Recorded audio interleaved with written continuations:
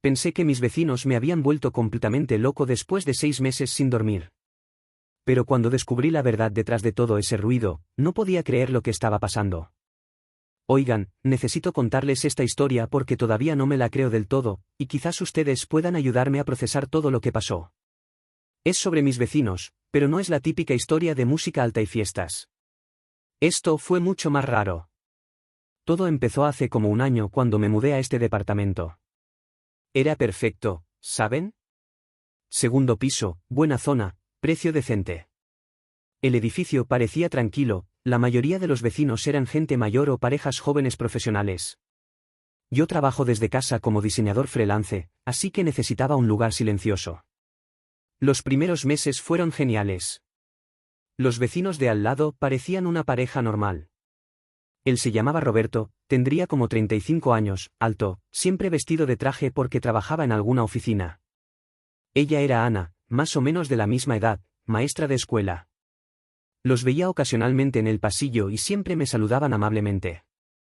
Parecían de esas personas que nunca darían problemas. Pero todo cambió en marzo. Al principio fueron ruidos extraños por las noches. No música ni televisión alta, sino como golpes. Como si estuvieran moviendo muebles pesados a las 2 de la mañana. La primera vez pensé que quizás estaban reorganizando el departamento o algo así. Pero pasó la segunda noche, la tercera, la cuarta. Los golpes eran irregulares pero constantes. Tum, tum, tum. A veces duraban 5 minutos, a veces una hora completa. Y siempre entre las 12 de la noche y las 4 de la mañana. Exactamente cuando yo necesitaba dormir. Al principio traté de ser paciente. Somos adultos, ¿no? Quizás tenían algún proyecto especial o estaban arreglando algo. Pero después de 2 semanas sin poder dormir bien, decidí hablar con ellos. Toqué la puerta un sábado por la mañana. Roberto me abrió y se veía raro. Tenía ojeras profundas y parecía nervioso. Le expliqué el problema de los ruidos nocturnos de la manera más amable posible. «Ruidos», me dijo, como genuinamente confundido. «No sé de qué me hablas, hermano. Nosotros nos acostamos temprano todos los días». Le insistí que había ruidos como de muebles siendo arrastrados, y él me miró como si yo estuviera inventando todo. Ana apareció detrás de él y tenía la misma expresión de confusión. «Debe ser de otro departamento», me dijeron. «Nosotros no hacemos ruido». Me fui con esa extraña sensación de que me habían mentido directamente en la cara, pero ¿qué podía hacer? No tenía pruebas. Los ruidos continuaron. De hecho, empeoraron. Ahora no solo eran golpes, sino como arrastrar cosas pesadas por el piso. A veces sonaba como si estuvieran rodando pelotas de bowling. Otras veces eran como martillazos contra la pared que compartíamos. Empecé a documentar todo.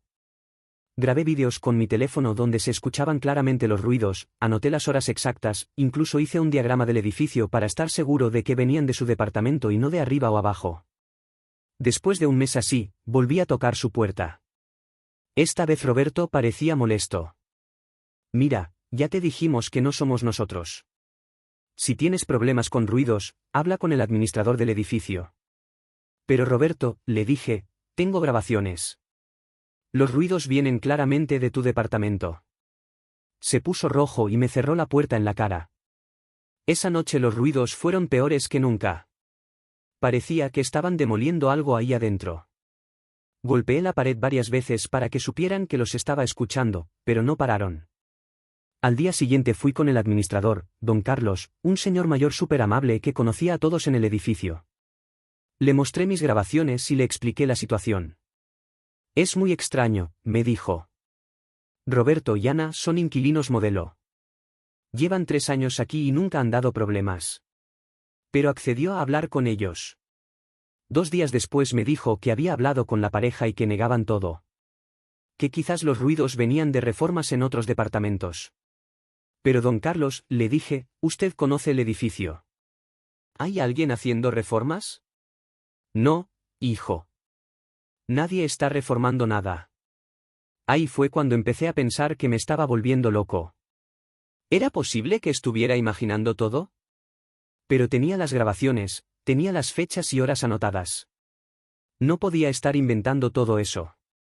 Los meses pasaron y mi vida se convirtió en un infierno. No podía dormir, estaba irritable todo el tiempo, mi trabajo empezó a sufrir porque no podía concentrarme. Mis amigos empezaron a notar que algo estaba mal conmigo. Mi hermana Clara me visitó en abril y escuchó los ruidos ella misma. Esto está muy raro, hermano, me dijo después de una noche particularmente mala. ¿Qué carajo están haciendo ahí adentro? Suena como si estuvieran construyendo algo. Al menos sabía que no estaba loco. Pero cuando Clara trató de hablar con ellos al día siguiente, Roberto le dijo exactamente lo mismo que a mí, que no sabían de qué estaba hablando. En mayo decidí tomar medidas más drásticas. Instalé una cámara de seguridad en el pasillo, apuntando hacia su puerta. Era legal porque era un área común. Quería ver si entraba y salía gente rara, o si movían cosas grandes por las noches. Por una semana no pasó nada fuera de lo normal. Roberto salía por las mañanas al trabajo, Ana también. Regresaban por las tardes. Vida normal de pareja trabajadora. Pero los ruidos seguían. Hasta que una noche, viendo las grabaciones, noté algo extraño. A las 2:30 de la madrugada, la puerta de su departamento se abrió ligeramente. No salió nadie, pero se mantuvo entreabierta por unos 5 minutos. Luego se cerró sola. Esa misma noche habían empezado los ruidos a las 2:35 de la madrugada. Al día siguiente revisé todas mis grabaciones de seguridad. El patrón se repetía, la puerta se abría ligeramente cada noche que había ruidos, siempre unos minutos antes de que empezaran. Pero nunca veía a nadie saliendo o entrando. En junio ya estaba desesperado. Había perdido como 8 kilos, tenía ojeras permanentes y mi novia me había dicho que si no resolvía esto pronto, necesitaba buscar ayuda profesional porque me estaba obsesionando. Una noche, completamente harto, decidí que iba a confrontarlos en el momento exacto que empezaran los ruidos. Me quedé despierto esperando con una grabadora en la mano. A las 1:45 de la madrugada empezaron los golpes. Salí corriendo al pasillo y toqué su puerta como loco. ¿Roberto? Ana. ¿Abran la puerta ahora mismo? Los estoy escuchando. Silencio total. Seguí tocando por 10 minutos. Nada. Era como si no hubiera nadie en el departamento. Pero cuando regresé al mío, los ruidos habían parado completamente. Esa fue la gota que derramó el vaso. Al día siguiente decidí hacer algo que probablemente no debería haber hecho, pero ya estaba desesperado. Contraté a un investigador privado. Se llamaba Miguel, era un ex policía que se dedicaba a casos de seguimientos y vigilancia. Le conté toda la situación y le mostré todas mis pruebas. Al principio pensó que era una pérdida de tiempo, pero cuando le enseñé las grabaciones de audio y los vídeos de la puerta abriéndose sola, se puso más serio. Esto sí está raro, me dijo. Dame una semana. Miguel instaló equipos de vigilancia más sofisticados y empezó a monitorear el edificio día y noche. También investigó los antecedentes de Roberto y Ana. Una semana después me llamó con urgencia. Necesitas venir a mi oficina ahora mismo. Encontré algo que no te va a gustar. Cuando llegué, Miguel tenía una expresión grave. Me mostró una carpeta llena de documentos y fotos. Tu vecino Roberto no es quien dice ser, me dijo. Su verdadero nombre es Ricardo Morales y tiene antecedentes por fraude y estafa. Ana tampoco es maestra. Son una pareja de estafadores que se especializan en inquilinos problema. ¿Cómo que inquilinos problema? Básicamente, se mudan a edificios buenos y hacen la vida imposible a los vecinos para que se vayan. Después, cuando los departamentos quedan vacíos, tienen contactos que los rentan por debajo del precio del mercado. No podía creerlo. ¿Pero por qué a mí? Porque tu departamento es el mejor del edificio y tu renta está muy por debajo del mercado actual. Si te vas, pueden meter a alguien que pague el doble. Miguel me mostró fotos de equipos raros en su departamento que había tomado con cámaras especiales. Tenían máquinas que generaban vibraciones específicas contra las paredes, temporizadores para activarlas automáticamente, y hasta dispositivos para abrir y cerrar su puerta remotamente. Por eso nunca los encontrabas despiertos cuando ibas a tocar, me explicó. Todo está automatizado. Ellos duermen con tapones y las máquinas hacen el trabajo sucio. Tenía pruebas de que habían hecho lo mismo en otros 2 edificios en los últimos 3 años. Siempre el mismo patrón, se mudaban al lado de inquilinos con rentas baratas, los torturaban con ruidos hasta que se iban, y después sus cómplices rentaban esos departamentos. ¿Y qué hago ahora?, le pregunté. Tienes varias opciones. Puedes ir a la policía, al administrador del edificio, o... Se quedó callado un momento, puedes darles una cucharada de su propia medicina. Miguel me explicó su plan. Era arriesgado, pero efectivo. Básicamente, íbamos a usar su mismo sistema contra ellos. Resulta que las máquinas que usaban para hacer ruido también las hacían vulnerables a interferencias.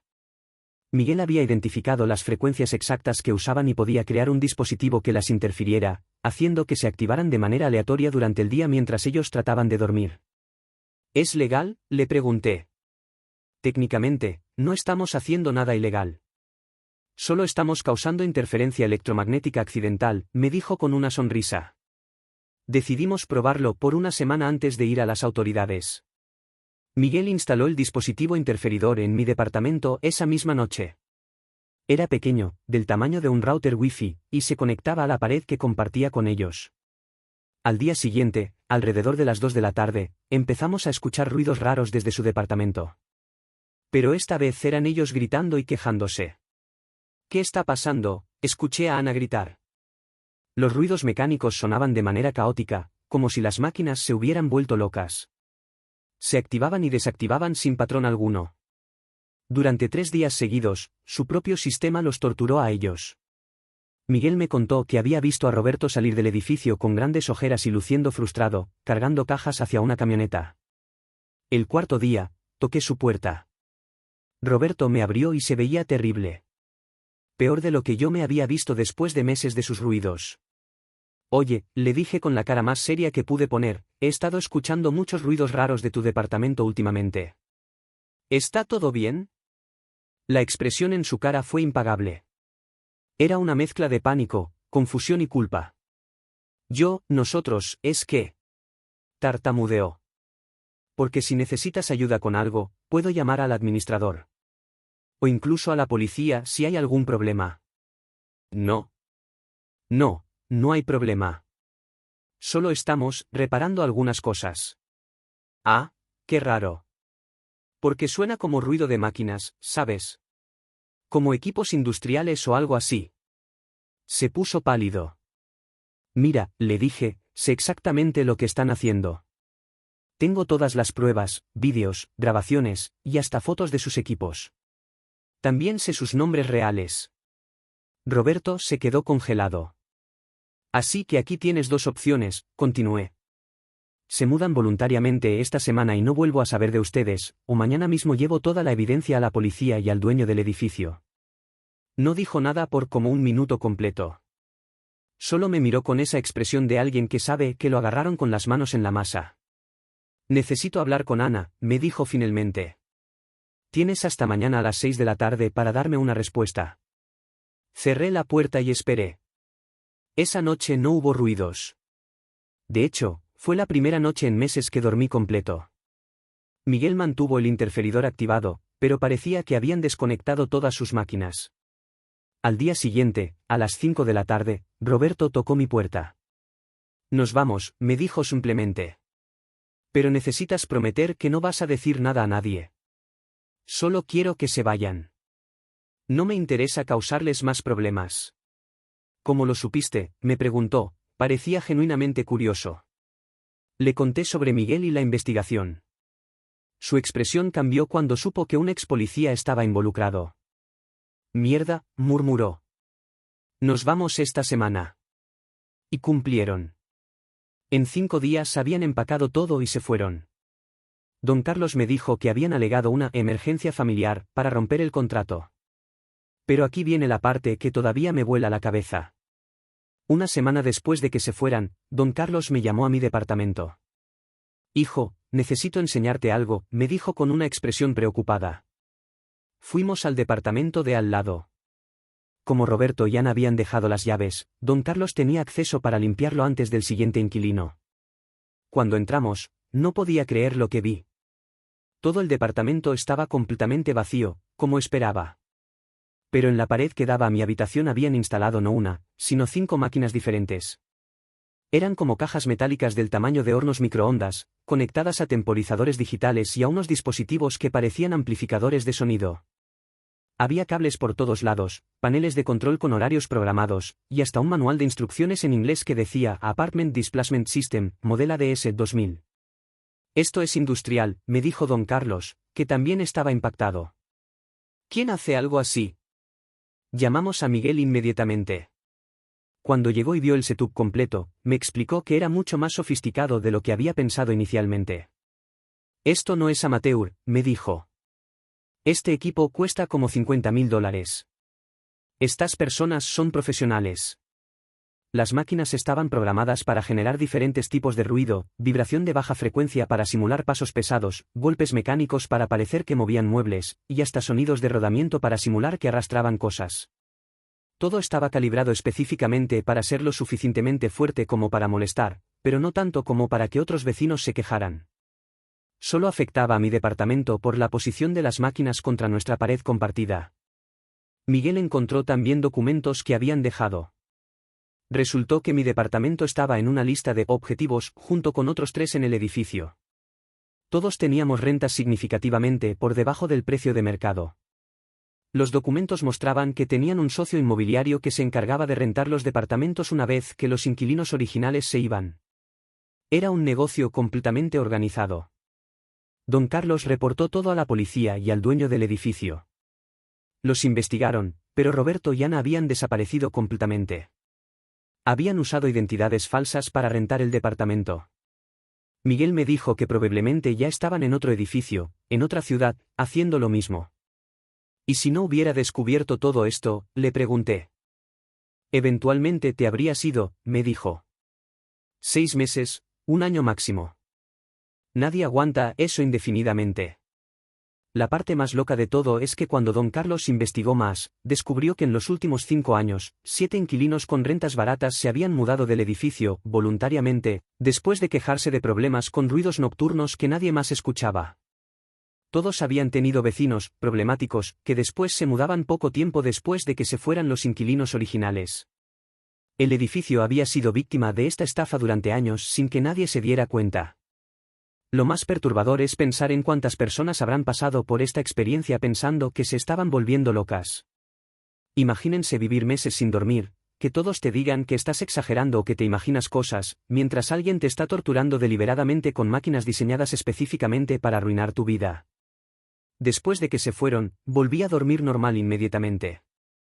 Fue como si alguien hubiera apagado un interruptor. El silencio era hermoso.